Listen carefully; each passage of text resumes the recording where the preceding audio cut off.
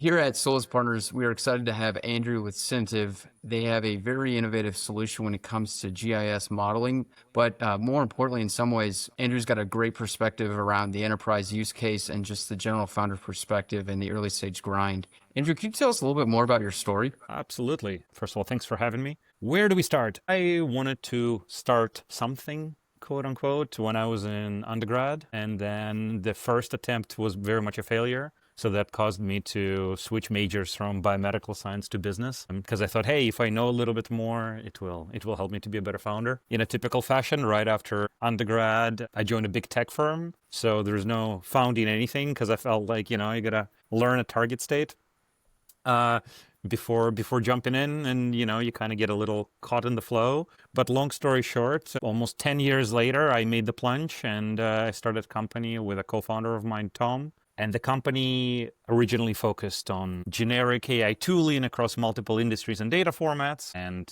as you know, startups need to be focused. So as a part of our focus a year and a half ago, we pivoted and started solely focusing on geospatial data. In essence, what Synativ does is we are an AI startup that makes agents to perform data quality and data operation tasks. You've heard the common adage, the garbage in, garbage out. So what we do is we work with a lot of GIS, geospatial, location intelligence teams who take garbage in, put it in Synativ, and it cleans up their data for them so then they can do whatever analysis they want. Fascinating. How are you finding traction among clients, whether it be enterprise or small business? So to set the stage, we have been working in this problem space for around a year and a half, which is in B2B terms, not very long, but of course, you can read on LinkedIn that companies achieve 100 million ARR sometimes in a short amount of time. We are at a pre-seed stage. So we've raised 2 rounds of funding, one from Sequoia, which was a fantastic partner for us, and then one from Atlantic Vantage Point, which is a recent rebrand of AXA Venture Partners. So kind of 2 institutional investors, 2 small, medium-sized checks. So traction is very much a key thing right now for us to kind of get to the next stage of growth, get to the next round of funding, and hit all these milestones. And traction is hard. Traction is always hard. Traction is something I think a lot of people almost oversimplify. If you make the right decisions, revenue just appears. You forget that you still need to sell. I have both of my degrees, both undergrad and graduate, were in business. And even at the, best levels of education, it's the same kind of vibe of, and then they made a good decision and then the business grew. I think at the early startup grind, the way you get traction is, one of our advisors calls it early stage jiu-jitsu. You just twist and turn and do anything you need to find people who have the pain point you're solving for, convince them that they can take a risk on you as maybe an unproven vendor, and then you work 24/7 to make sure you over-deliver and you keep them happy and make sure that, you do better for the next customer. Yeah, traction is everything. We're working hard on it. You cannot go straight enterprise right away as a startup. It happens. You see sometimes you have a startup who comes out with a big logo in their funding announcements. Mm-hmm. You always check if they worked at that company in the past, because that's an easy thing. You go back to your old boss and say, we have this problem. Just solved it as a part of my startup. So that happens. If you're doing a cold outreach all the way to close, it might take a while. That's what we do. We are focusing mostly on medium-sized companies right now. We have a few startups that use our solutions. We have a few larger companies. But I would say sweet spot, as we're getting traction, as we're signing these agreements, as we're signing these customers, are medium-sized companies across industries, but very specifically the ones that use location data, geospatial data, companies that are trying to place, things in places and analyze them. So you can think utility, construction, oil and gas, metals and mining, retail, things like location placements, etc. That seems like a very broad base, but very cool that you guys are finding traction there. Could you talk a little bit more about maybe the comparison or contrast to both US and European markets as it comes to that jiu-jitsu? It's a great question. So I'm Canadian, worked in Canada and North America most of my career. And then when it came to starting Synativ, there was this choice of Silicon Valley or somewhere else. It was still ambiguous at the time. The reason being is, I like to joke, Canadians really like to be number 4. You're really good at something, but you're not on the pedestal, so nobody pays attention and there's not as much scrutiny. That breeds risk aversion, and that's actually very hard to start a company in Canada, at least from my perspective. There are startups that are successful. I'm not saying nobody can do it, but I wanted to upgrade the market, and I started comparing and contrasting US versus UK, because UK English speaking market, London is a tier 1 city. There's a lot of AI talent. So I was thinking, I'm going to build a B2B AI company, very likely. When you read my idea journal, there was 80% of the ideas. So I was anticipating to do early stage jiu-jitsu in one of the two markets. And something that I hypothesized and proven to be true: fantastic arbitrage on talent. In the UK, you can hire very smart people for a fraction of the cost of Silicon Valley. Fantastic ability to easily incorporate, set things up, get visas. A lot of open data initiatives like legislature and all those things are in place. But on the contrary, fundraising is harder. I've mentioned both of our investors. Sequoia is Silicon Valley based. AVP is half New York, half Paris. So we don't have 100% backing from kind of continental Europe, because European investors are a little bit more risk averse. So getting funded is a little bit harder, especially when it comes to Series A+. There's been some stats that investors made better yields in Europe than they did in the US. It's because prices are lower, but fundraising is a little bit harder. But the second downside is European market is not an early adopter of a crazy hot new startup that you can take a risk on. So most of our customers are US based.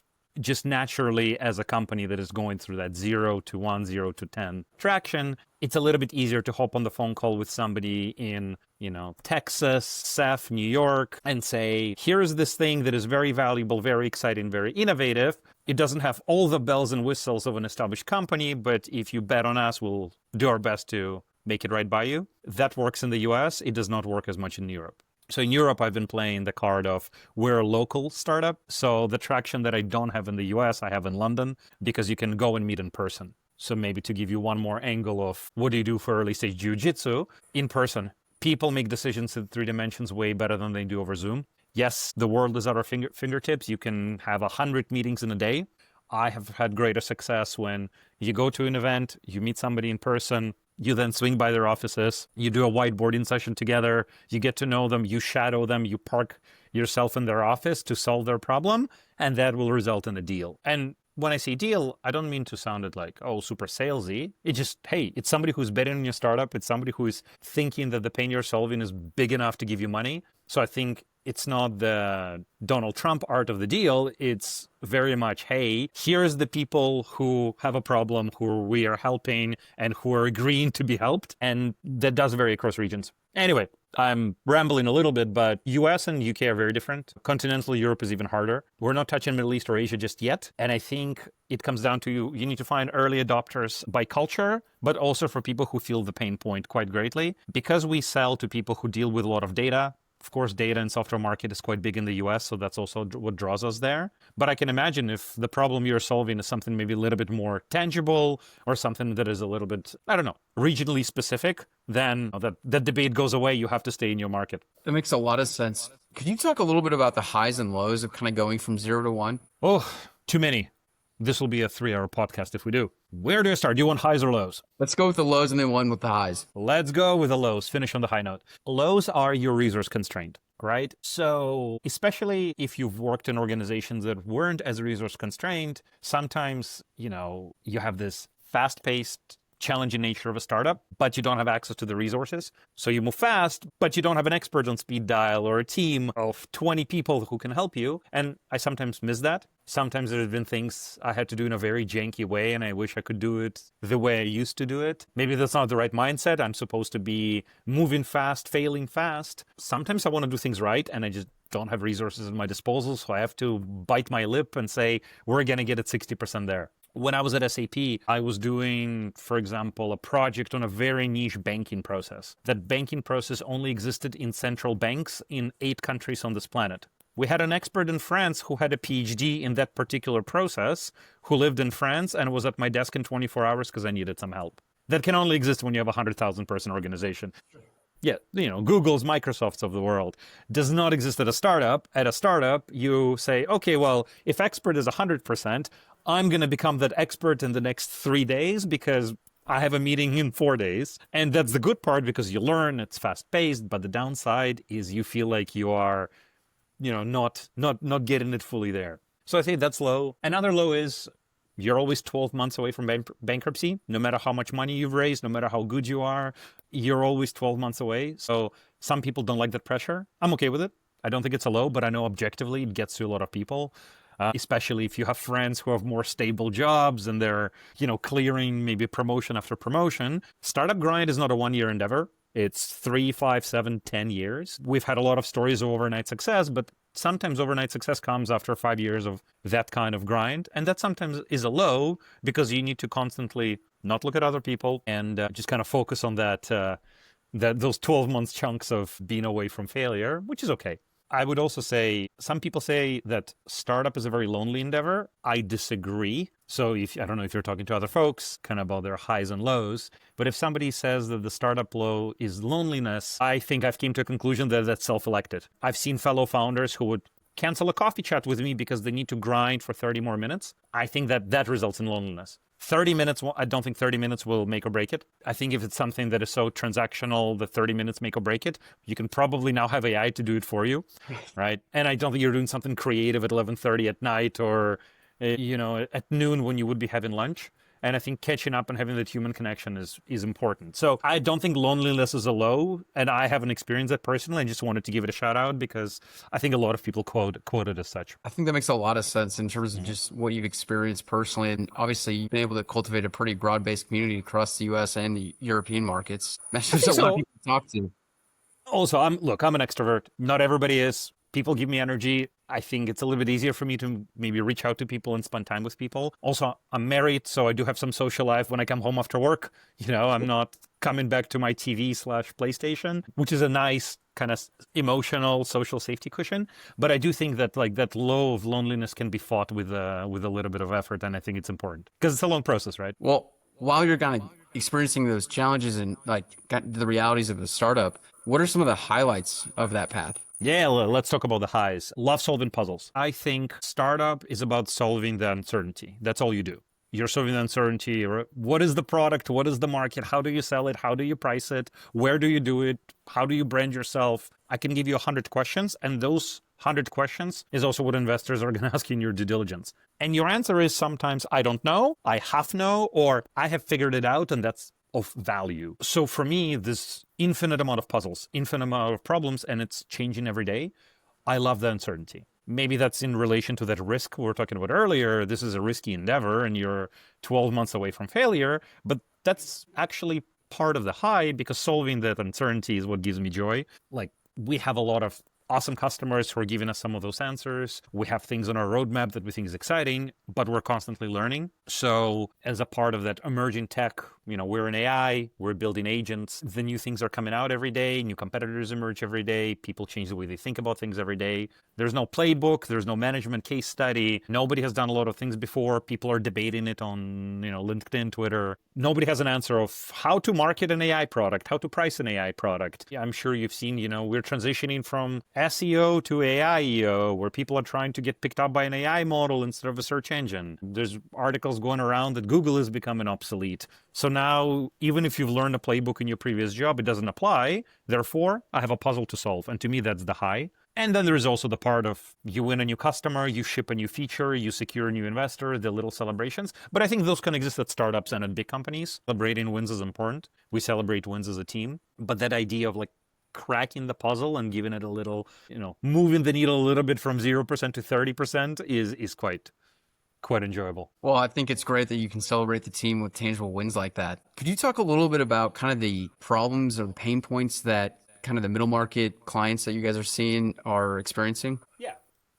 So I've mentioned Synativ focuses on taking dirty, maybe irrelevant data in and making it analysis ready for geospatial teams. The reason we're focusing on that is in our early days, we interviewed probably 150 GIS analysts, standing for geospatial information systems. So those are the people who do this work every day. And when we interviewed them and said, hey, what does your day look like? 80% of their time is actually spent on data prep as opposed to data analysis. So you have somebody who, instead of building dashboards, forecasts, reports, they're there taking data files, renaming them, rejigging them, remapping them, checking them for outliers, filling in data gaps. You can imagine doing something like that if you maybe, doing your own portfolio in Excel or something like that, where data comes in and it's not in the way you want it to be. So 80% of their day is actually spent on cleanup as opposed to core nature of the job, which is insights and analysis. It's also the part of the job nobody likes doing. And what happens at medium-sized organizations, they grow big enough where now it's a defined team, but they're not big enough to build their own tooling. They're not big enough to have a dedicated data engineering team. And chances are they also don't want to spend millions of dollars in software, because some of the incumbent players offer maybe some of these capabilities as a part of your $3 million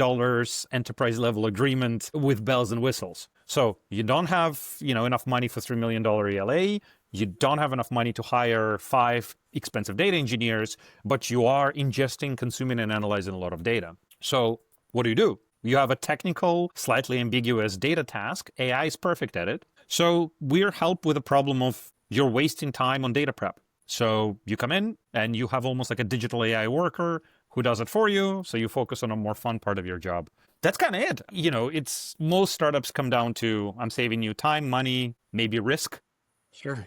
For a particular task you likely don't want to do. And I think it's important to find tasks people don't want to do, because then they'll be more excited to use your stuff. And for us, that's data prep. That's awesome. I mean, imagine you guys are streamlining a lot of people's days. So that's awesome that you can unlock that value. What's it like to sell into the US compared to Europe? I think there's 2 parts to the conversation. There is the how do you get in front of people, and then how do you convince them to trust you to help them? With the first one, how do you get in front of people? US market is much easier when it comes to cold calling.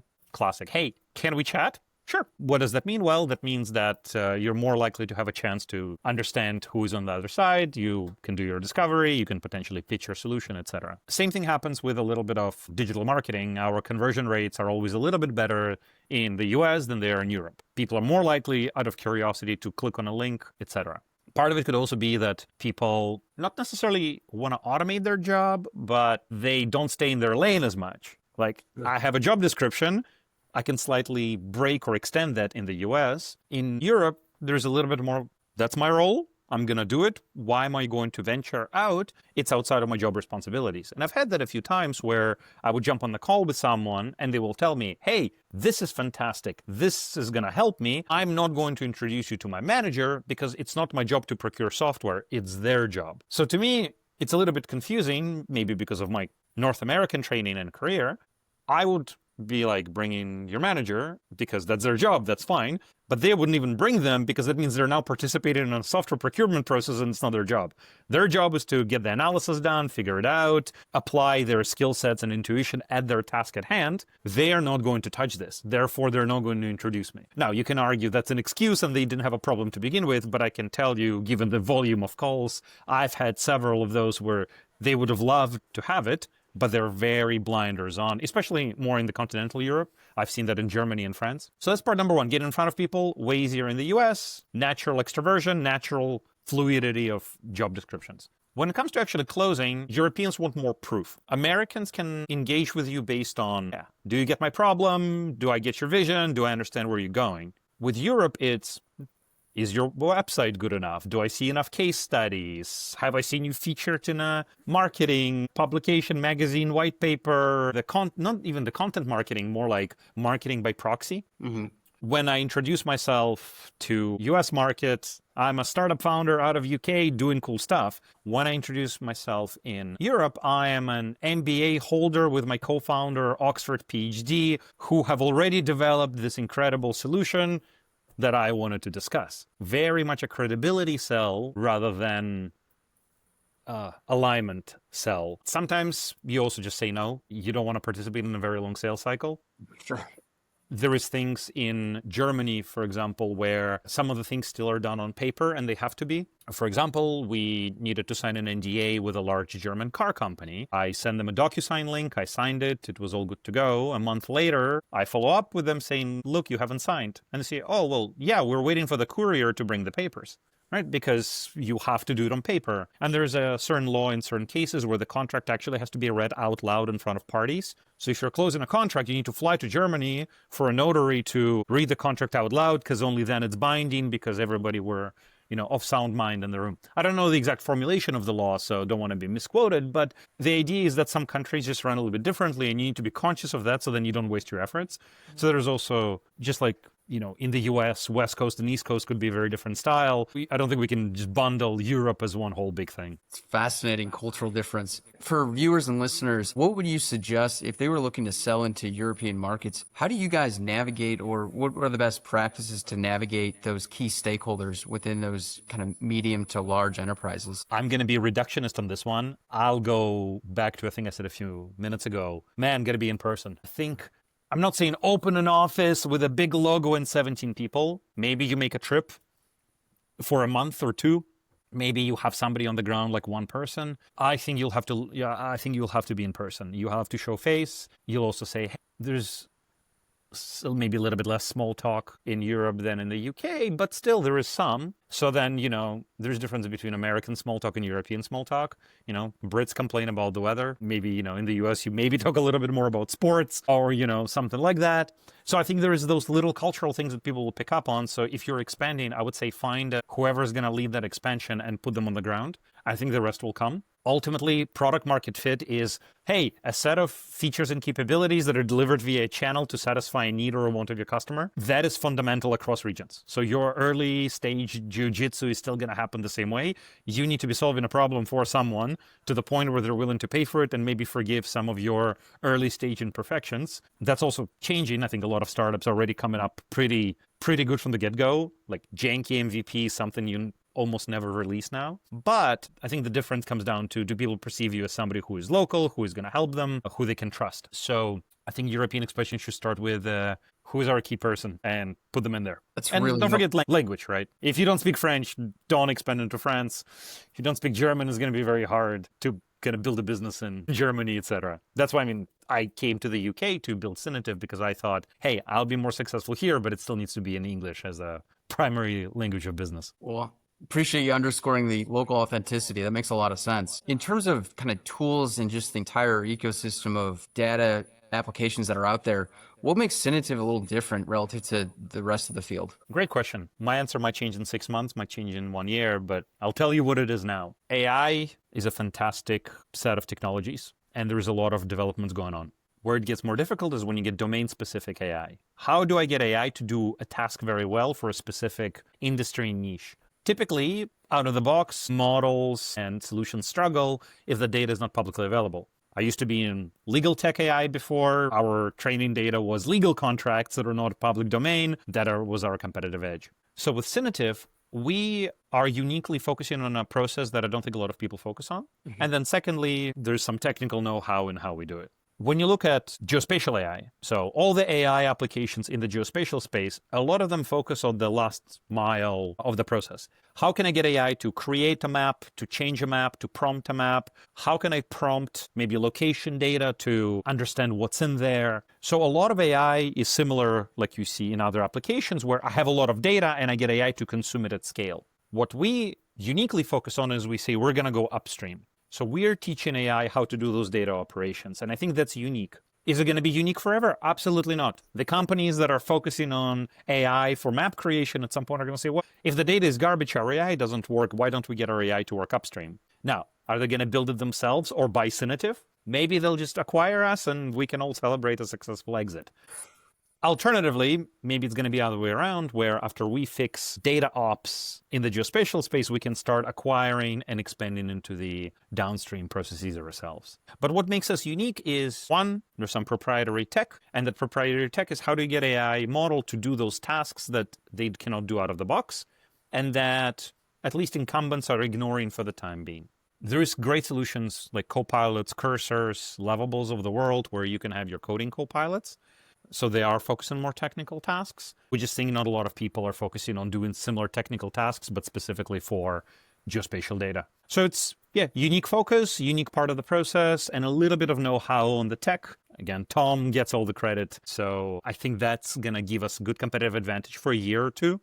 And then hopefully we have enough mode that our diversity of agents and types of tasks we can do gives us even more runway to continue innovating. Because an AI agent that is good at one task, let's say perfectly matching multiple data streams together, is different than an AI agent that is reformatting your data and looking for outliers, is different for an AI agent that is solving topology and geometry issues on a map. So because of that, you cannot have one model that does all of them perfectly out of the box. So you need to be able to have those different types of agents. So I think that will give us a good advantage for a long time. And also, we'll have a lot of happy customers, because if a customer comes in and says, look, I have this very niche task, we can say we do it. That's awesome. I guess speaking kind of, or trying to put myself in the shoes of an asset manager that's working for one of these industrial-based companies, how would they have high trust or fidelity in that output that Synativ provides? I always tell my customers and my prospects, it's not a generative solution. It uses large models, absolutely, but it's not generating data for them. And I think it's very important. We need to eliminate hallucinations out of the process. We need to focus on the task at hand. So when you think about it, what our system does, it performs a task for you. Now, it can still make errors. There could be a degree of error because you are, losing a little bit of control to the process. But the fidelity of the task and the accuracy of the task is based on the instruction and the data coming in, not the system trying to generate and hallucinate an answer. So I think there's a very important distinction between... So that makes a lot of sense in terms of kind of just streamlining a lot of data inputs and basically taking tasks that people necessarily don't want to do in their day-to-day. Could you, and trying to speak from an asset manager that's trying to trust the output here, how does Synativ provide that high fidelity output? It's a great question. Something I get asked in 50 to 70% of my pitches. There's a lot of AI out there that is hope for the best kind of style. You try to do something, it gives you 17 outputs, you pick the best one, fantastic, but the other 16 were a little bit of a dud. If you remember, there's a couple avatar startups that did that, where it just generated almost a little bit random, but then because there was so much choice, whatever you picked, you were happy with, which is actually a great way to mitigate some of that AI uncertainty. So here's what I tell my customers. So there's two reasons why we believe our results are good. Number one is it's not a generative product. It's more of a task execution product. It's a more discriminative product where you give it a task and it does the task. It doesn't necessarily do task perfectly every single time, 100% of the time. So there is a little bit of an element of risk, but it's not creating or hallucinating data. It's just doing a job. You tell it, look, here's 5 files. Can you make sure they're in the same projection system? It says, yes, I will do that. It might pick a wrong projection system, but it will be consistent. So then what we do is, which brings me to the second point, is the product is not fully automated. Everything goes into human review for the user. So the user, just like if you had a junior employee, you would give it a task and then you'd sit down to review their work. The way our product is structured, we have AI agents doing these tasks, and then they come for review to the human, the expert, the customer, to spot check. You can spot check on the map, you can spot check AI reasoning, or you can spot check the raw data. And then if it doesn't work, you can give it feedback and then it's going to learn from it and fix its error. So for example, you can say, look, I need the 6 files in the same projection system. It says, cool, I did it. Here you go. This is the projection system. And you say, actually, that's not what we use. Can you use this one instead? It says, sorry, here you go. Now the task is done. So that's the two mechanisms. So mechanism number one, we're not necessarily using the pure generative properties to generate an answer for you. It's more of a task-based execution and script-based execution that AI is doing. And then the second part is we're not cutting out human out of the loop. I think, especially when it comes to expert tasks, that shouldn't happen. Like you can, if your threshold for accuracy is lower, like if you're happy that you might be wrong 20, 30% of the time, that's cool. Then you can apply AI to 1 million records at a time and off you go. But typically in B2B scenarios where people's jobs or parts of the jobs are being automated, the requirements are a little bit higher. So that's the way we typically mitigate it. But it's always a conversation. And this is part of that. How do you get traction? I have to convince people that this is good enough. I cannot convince people that we can be good 100% of the time because I'd be lying. I also cannot convince people that AI is identical to a human being. It's just different. Sometimes AI is better, sometimes AI is worse. In the previous startup I worked for, our competitor did a study and they actually took a bunch of junior employees and made them compete with AI for a process of contract review, something lawyers do all the time.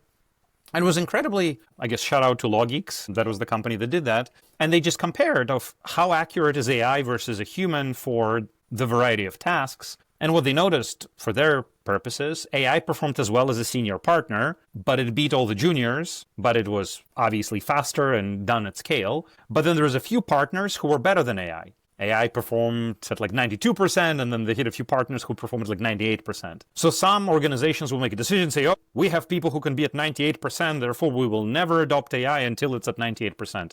It's very hard for me to change their mind. Microsoft might be able to change their mind, but as a startup, I think it's very hard for me to also not only do the product and the innovation, but also to do the change management. I can nudge them, but I think I just have to be patient. They're not my early adopters or even my early majority. If you are a fan of Crossing the Chasm, I think the framework still very much applies. But what I can do, I can ask myself, where are the people who are thinking, hey, AI is as good as my senior partner, or hey, AI is better than my junior, that's good enough. Who are those people? Where do they hang out? How can I find them? How can I talk to them? And how can I make the case that, hey, here's the mechanisms we have to make sure that we can indeed deliver on the threshold. But AI is not 100%. If somebody promises you 100%, I would want to see the technical documentation. Well, I mean, it sounds like you guys are still getting an A, if not an A plus, in terms of your technical prowess and deliverability. Trying our best. Depends on the use case, but every customer is very happy and is asking for more. So I guess, could you tell us a little bit about the story of creating a team that's delivering a product like that? I think our first hire took 5 months, and I was getting very frustrated. I was talking to other founders, and the folks who've been around the block pretty much told me, it's like, yeah, my first engineer took 6 months, my second engineer took 3 months, my third engineer took 1 month. I think hiring and building a team in a startup is exciting because you are getting to find people who are as interested and as passionate about the mission, the vision, the product, the upside, the market as much as you are. But the downside is it's very, very hard. And the reason it's hard is if you're at a bank and you make a bad hire, that's 0.0001% of your employees. The bad hire doesn't actually affect the firm. It may not even affect the team because if you're one of 20, 5%, you might not throw the team balance off. If we're 2 founders and we're hiring 1 person, that's 33% of our organization. It's actually a very risk-averse process because you're so afraid. Yes, you can hire fast and fire fast. That's fine. But then you still have spent time of hiring and firing and a little bit of like that emotional failure of like, oh, we failed to build the team the way we wanted to, at least with that 1 person or with these 2 people. So I would say it's hard and it's an art more than a science because you're looking for those people who, like I said, believe in mission, vision, who want to participate in the journey and also the highs and the lows to your point, to your earlier question. Yeah. And I think there is an argument for both diversity and lack of diversity. And what I mean by that is that you want to find people who are very diverse in terms of their skill sets because everybody will be wearing 5 different hats. Like it's very hard to have a founding team of 3 MBAs and they all want to do the same job or three PhDs. Same idea. They form an excellent research team, but I don't know if they form an excellent founding team. Of course, there is exception to every rule. But you want to have diversity of skills and talents, but you almost want to have diversity around that kind of mindset, that desire for risk, that obsession with the subject matter that you're focusing on. Because otherwise, if you're on a different page in terms of scale of ambition or risk perception, it will be very hard to make decisions. Because even though you're building a team, and yeah, maybe they're not founders, but the first 10 people you hire, they're a very material part of the journey and they will help you make decisions. So if they are coming from a different mindset, it'll be very, very, very hard. And that's why the first hires take 6 months, 5 months, 4 months, 3 months, etc. Because you're trying to find that weird, perfectly diverse, but perfectly similar at the same time. Truly a unicorn. I would imagine. Well, especially in a highly specialized field like you guys are in. Yeah. But then when you find those people, then you just try to make sure that they're working on cool stuff, that they're happy, that the team dynamic is good. Never underestimate a dinner together. Keep it very simple. Yes, bonuses and equity and compensation is important, but it's also important to occasionally to take off a startup hat. We talked a little bit about that whole idea like startup is lonely. If you as a founder is lonely, that actually might permeate the team culture a little bit where everything you talk about is a startup. And that's great. Don't get me wrong. I love a late night before a release. That's fantastic. But at the same time, you want to counterbalance that with, have a day where you don't talk about a startup or you don't talk about your customers or, you just go have dinner and talk about, I don't know, your favorite cheap eats in London or something like that. That seems to be a healthy mix of variety. Hope so, trying to. What do you, I mean, in terms of then kind of where you see the team and where you guys see Synativ going over the next 12 months, what does that look like for you? I've mentioned we have raised 2 small rounds of funding, so the next big milestone for us will be to get in our proper public seed round that drives a lot of attention, a lot of resources, kind of that big step forward. To get there,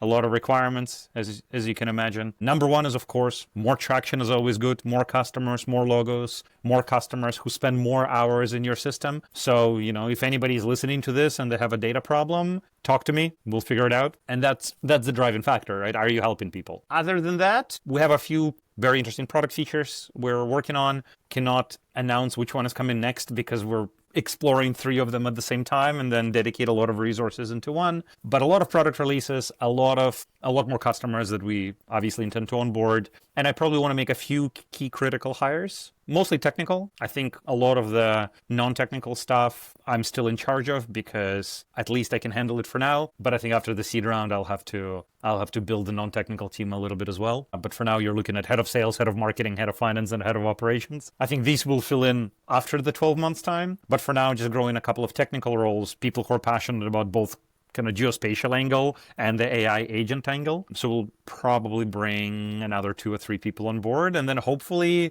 if customer stuff is check, if technical stuff is check, if team stuff is check, I'm going to go talk to a lot of investors to get into that next stage of hockey sticking and just distribution. That sounds like a really exciting trajectory. One final question for you, but for folks that might be interested in learning more, what's the best way to get in contact with you? Email me or LinkedIn. So my email is andrew@synativ.com. I check it all the time, multiple times a day. So I look at every email, including spam. And then, because you never know. And then on LinkedIn, I'm not too active, but also, daily check my messages. So whether it's jobs, starting your own thing, changing countries, anything geospatial AI agents in general, just talk to me. I like to go deep on those topics and always happy to help. So, well, I really appreciate you hopping on the podcast with us. And I think your insights are really valuable and authentic. So this is great for the entrepreneurial community. Appreciate you having me. And if one day we want to do some sort of a roundtable, it would be fun to meet other entrepreneurs as well. Absolutely.